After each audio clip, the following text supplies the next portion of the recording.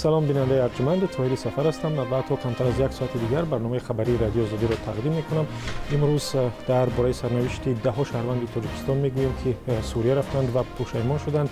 راجع به آن که چیکار میکنند در تمام برنامه خواهیم گفت و هیاهو درباره ورزشکاران روسیه که میخواهند در بازی المپیک شرکت کنند. گزارش دیگری از برنامه است.